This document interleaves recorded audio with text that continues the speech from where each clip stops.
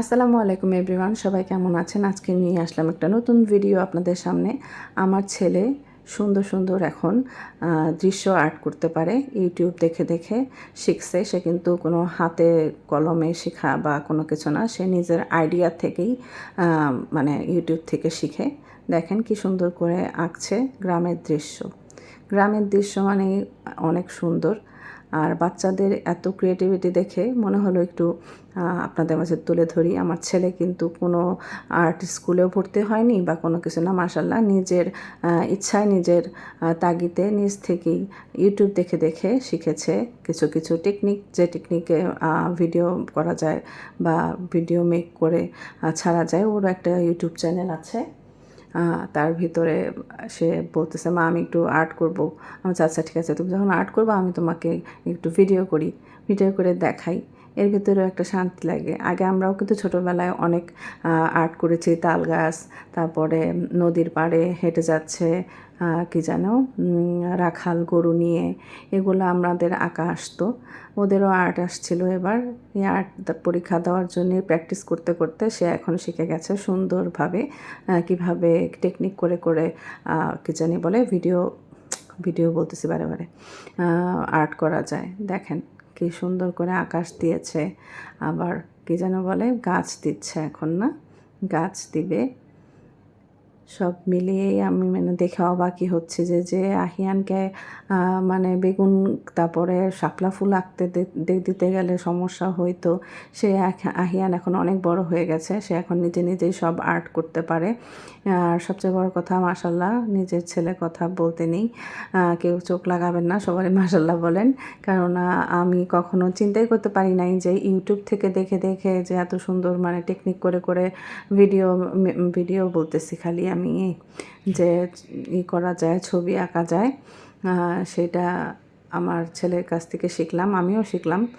YouTube থেকে অনেকে অনেক কিছু শিখে, সেরকম ফেসবুক থেকেও দেখে দেখে মানুষ অনেক কিছু শিখে। ফেসবুক মেয়েটাকে অনেক ধন্যবাদ, আমাদের এত সুন্দর সুন্দর মানে টেকনিক শিখিয়ে শিখিয়ে ছোটোখাটো জিনিস বাসায় নিজে নিজেই তৈরি করা যায়। কোনো ট্রেনিংয়ের প্রয়োজন হয় না, কোনো আর্ট স্কুলে ভর্তি হওয়ার প্রয়োজন পড়ে না। এই তো সূর্য এঁকে ফেলেছে, সূর্যটা এত সুন্দর করে আঁকছে, দেখতে ভালোই লাগতেছে। আমার কাছে ভালো লাগতেছে, আপনাদের কাছে কেমন লাগছে সেটা কিন্তু কমেন্ট করে অবশ্যই জানাবেন। আর যদি ভালো লেগে থাকে অবশ্যই লাইক কমেন্ট শেয়ার করবেন। এই তো ইতিমধ্যে আমাদের যেন সূর্য আঁকা হয়ে যাচ্ছে, রং করছে। বাকিটুক আবার পার্ট 2-তে দেখাবো। এটা পার্ট 1। আমার ছেলে বলছে পার্ট 1 আর পার্ট 2 করতে। আমি বলছি ওকে ওকে, এটা খালি সূর্যকে দেখাবো, আর পড়াটা যখন আর্ট করব তখন ওই সময় ভিডিও করে দেবো আবার। আমি বলছি আচ্ছা ঠিক আছে।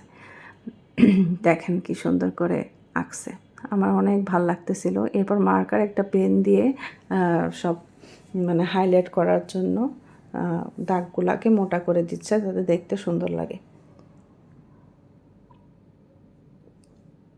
ঘরটা আমার কাছে খুব ভালো লাগছে সত্যি।